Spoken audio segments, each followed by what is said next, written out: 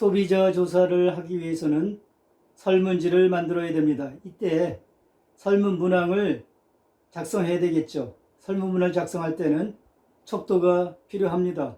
소비자들의 선호도나 충성도, 구매 의향을 조사를 하려면 설문 문항을 만들어야 되겠죠. 그러면 측정이란 무엇인가? 측정은 사람, 대상, 사건이나 상태의 속성을 표현하기 위해 대상의 수치를 부여하는 행위를 말합니다. 특성, 속성이나 행동이 수에 의해서 표현된다면 사용된 수적 체계와 측정된 속성 간에 일대응 대응이 존재하죠. 따라서 측정은 일정한 규칙에 따라 대상의 수치를 부여하는 행동입니다. 척도는 길이, 무게, 양 등을 발견하는 도구처럼 대상의 수치를 부여하는 도구가 됩니다. 즉, 길이를 재기 위해서는 자를, 체중을 측정하기 위해서는 체중계, 온도를 측정하기 위해서는 온도계, 이러한 것들이 척도가 되겠습니다. 척도는 분류 척도와 계량 척도가 있습니다. 분류 척도는 여자 대 남자, 미혼 대 기혼처럼 구별되는 가치나 종류를 수로 표시한 것으로 명목 척도와 서열 척도가 있습니다. 이와 달리 계량 척도는 기본적인 측정의 연속체를 갖고 있는 숫자로 구성되고 등간 척도와 비율 척도가 있습니다. 그러면은 척도에 대해서 자세히 설명을 해드리겠습니다. 명목 척도는 표식만 사용하는 척도로 대상을 숫자로 구분하고 단지 기술의 특성만을 갖고 있는 척도가 됩니다. 숫자는 크기의 의미를 갖지 않고 단지 범주의 정보만을 갖습니다. 예를 들면 선수번호, 성별, 이름, 국적, 인종, 종교 등이 되겠습니다. 주요 통계량은 빈도수, 퍼센트, 채빈값 등이 있습니다. 명목 척도의 예를 들겠습니다. 기와의 결혼 상태는 1. 미혼, 2. 기혼. 기와의 성별은 1. 남자, 2. 여자. 여기서 사용하는 숫자 1, 2호는 분을 표시하는 것으로 산술적인 의미를 갖고 있지 않습니다.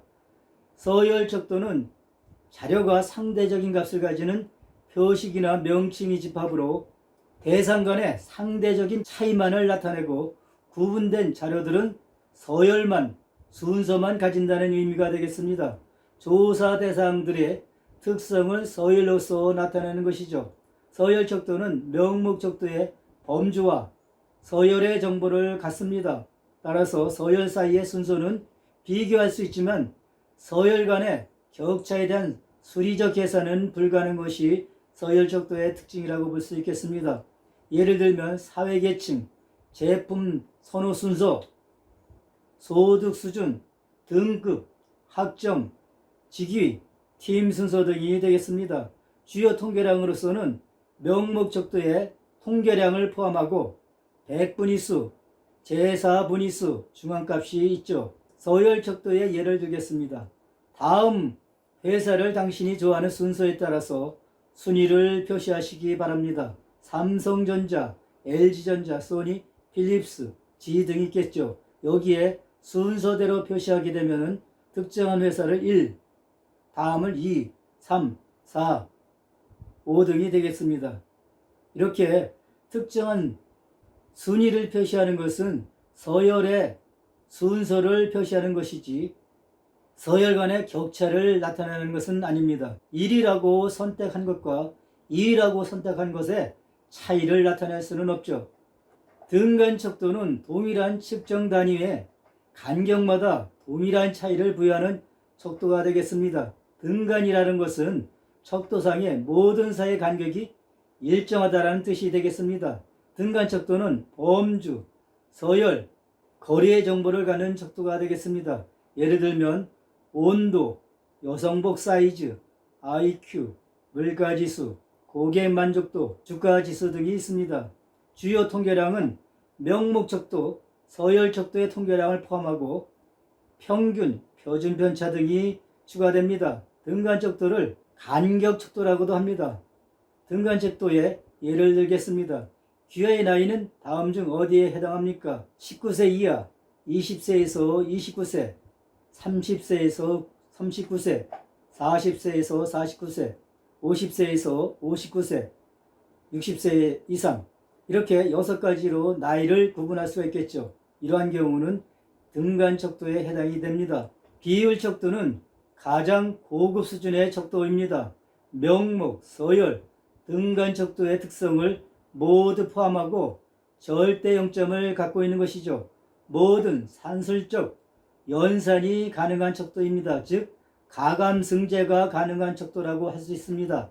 동일한 특성의 차이는 특성에 부여된 동일한 수치의 차이로 나타낼 수가 있죠. 0점은 특성이 존재하지 않음을 의미하며 두 수치 간의 비율에도 의미가 있습니다. 예를 들면 신장, 체중, 무게, 나이, 거리, 길이, 인구수, 연간소득, 제품 가격, 시장 점유율, 경제 성장률 등이 있습니다.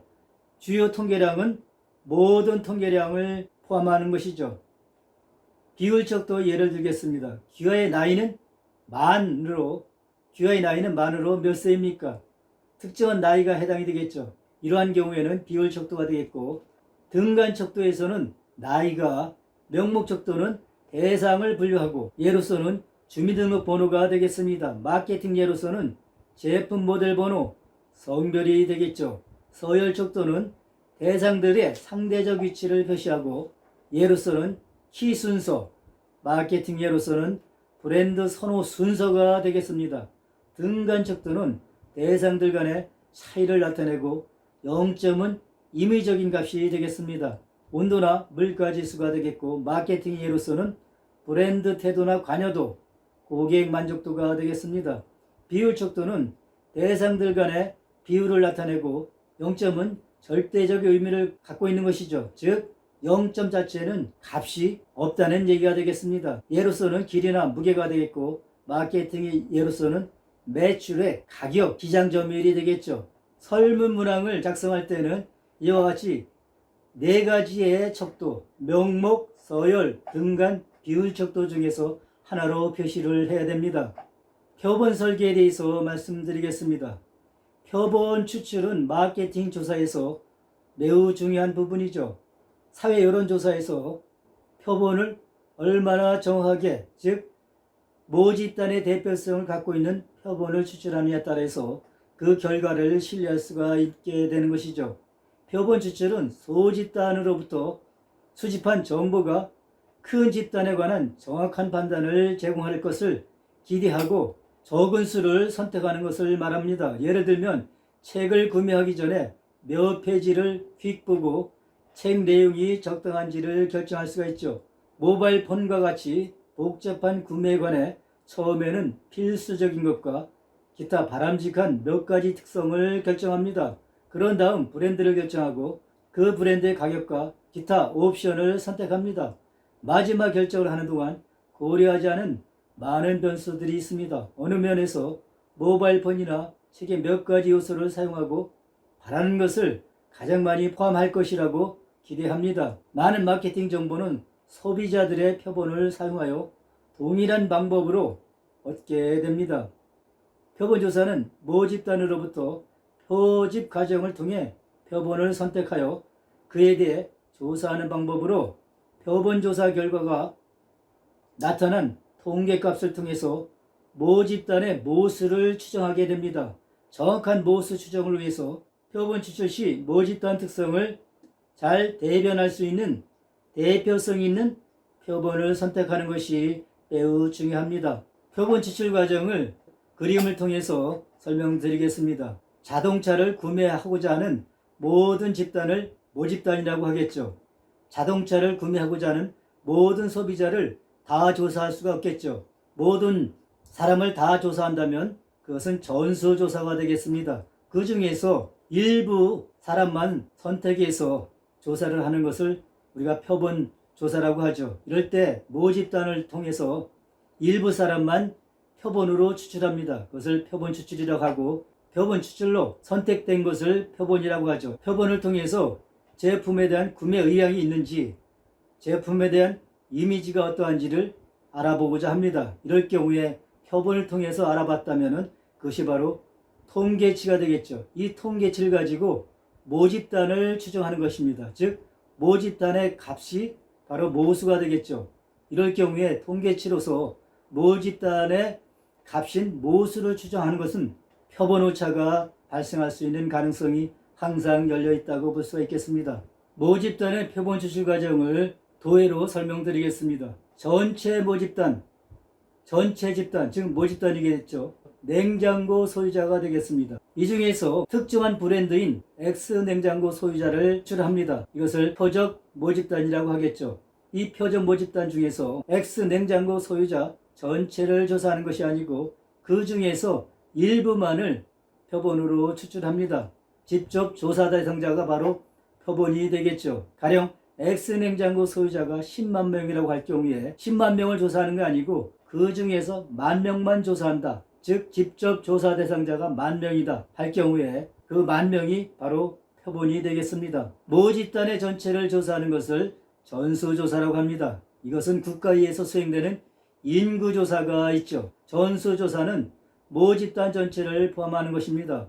관찰이 대상이 되는 집단 전체를 모집단이라고 하고 그 모집단에서 추출된 일부를 표본이라고 합니다. 모집단에서 표본을 추출하는 것을 표본 추출, 즉 샘플링이라고 합니다. X 브랜드의 냉장고 경영자는 냉장고와 관련된 소비자 만족도 조사에 흥미를 갖고 있다면 조사자는 냉장고를 소유한 모든 소비자, 즉 모집단을 조사할 필요가 있을 것입니다. 그러나 냉장고를 소유한 사람들이 너무 많아서 조사하는 데는 비용과 시간이 많이 들죠. 이럴 때 모집단을 조사하는 것은 불합리합니다. 따라서 경영자는 전체 모집단의 반응에 관심이 있는 것이 아니라 전체 중에서 이러한 미리 정해진 부분이 표적 모집단이 되겠습니다. 이 표적 모집단은 조사 목적에 따라서 조사하기 위해 구체적으로 확인된 조사의 대상이 되는 전체 집단이 되겠습니다.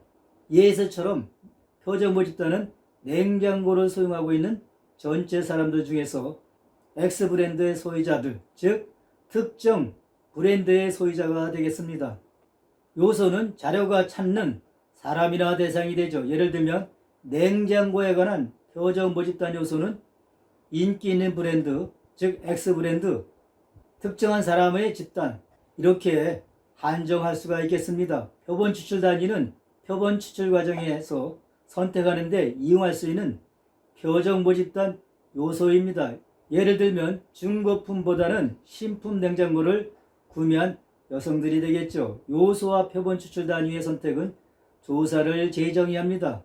냉장고의 경우 냉장고 소유자의 만족에서 새로운 X 브랜드의 냉장고 여성 소유자의 만족으로 변경할 수가 있습니다. 표본 추출 틀은 표본이 추출될 수 있는 표적 모집단의 구성 요소의 목록을 말합니다. 일반적으로 표본 추출 틀은 회원 명부, 투표자, 전화번호부의 목록 또는 구매자의 목록이 되겠습니다. 이러한 목록을 표본 추출 틀이라고 합니다.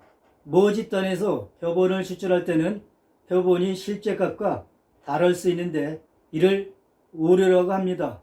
오류는 이론적으로 구하고자 하는 참값과 실제 계산이나 측량 등으로 구한 실제 값과의 차이를 의미하고 표본 추출 오류와 비표본 추출 오류가 있습니다.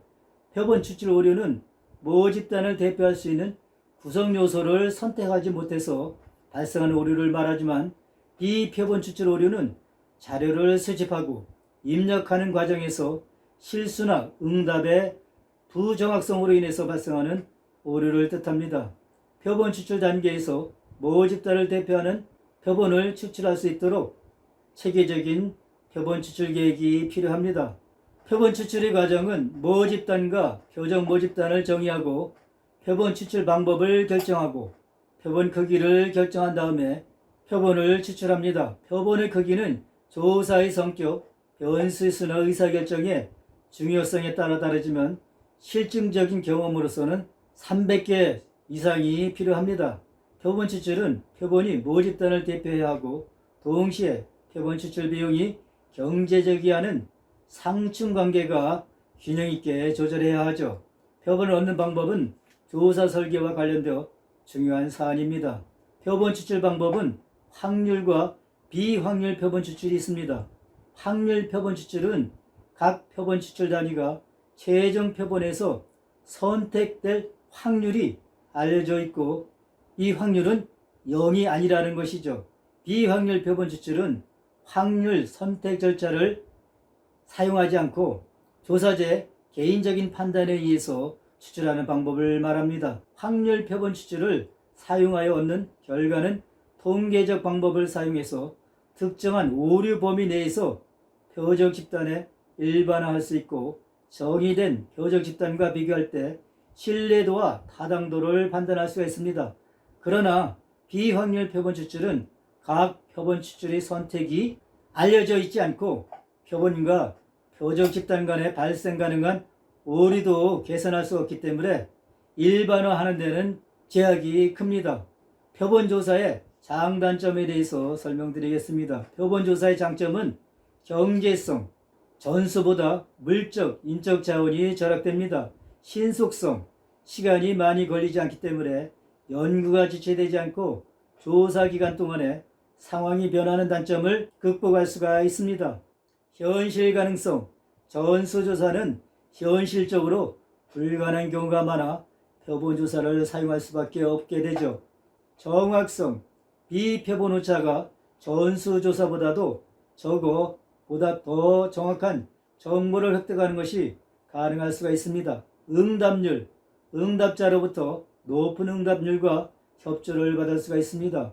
신뢰도, 전수조사를 하기 위해서는 상당수의 면접 또는 조사가 필요하기 때문에 조사자 간의 신뢰도 문제가 발생할 가능성이 있습니다.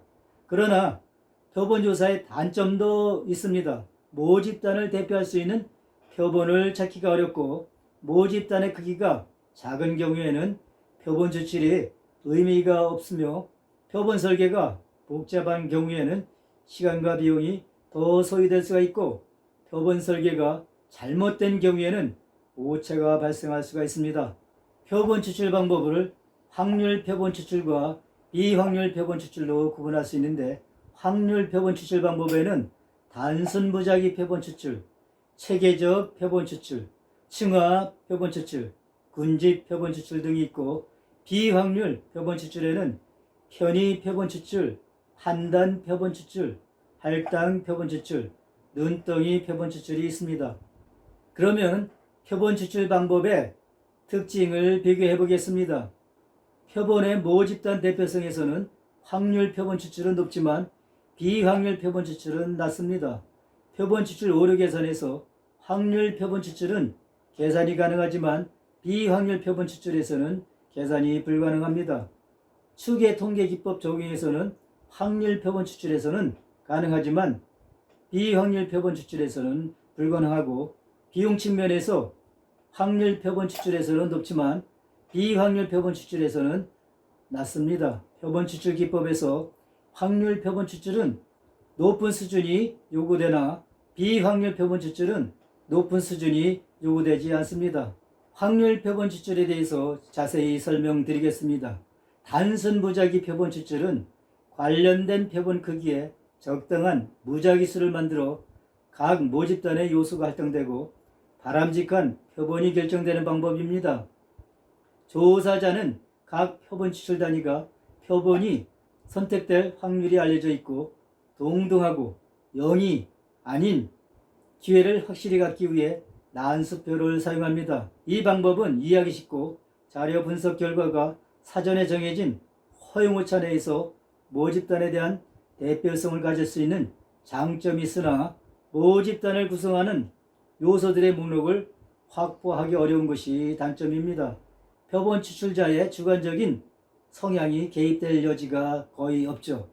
체계적 표본 추출 방법은 표본 추출 단위들 간에 순서가 있는 경우 표본 추출 간격으로 표본을 추출하는 방법입니다. 즉 1000명의 모집단 중에서 표본이 100명이 필요하다 할 경우에는 표본 추출 간격은 10이 되겠죠. 단순 무작위 표본 추출 방법과 마찬가지로 1000명을 1년번호로 매겨서 10번째마다 하나씩 표본으로 선택하는 것입니다. 즉 1번에서 2번, 3번, 4번 해서 1000번까지 대상자들에게 번호를 매겼을 경우에 최초에 10번을 선택했다 하면은 두 번째 표본은 20번, 세 번째는 30번 이렇게 해서 100명을 추출하는 경우를 말할 수가 있겠죠. 이 방법은 표본을 추출하기가 쉽고 무작위성이 확보된 표본을 추출할 수가 있습니다만 모집단이 어떤 숨겨진 패턴이 있다면 모집단을 진실로 대표할 수가 없는 경우가 되겠죠. 또한 모집단 크기가 크거나 알려지지 않은 경우 표본 추출 간격을 알 수 없는 단점이 있습니다.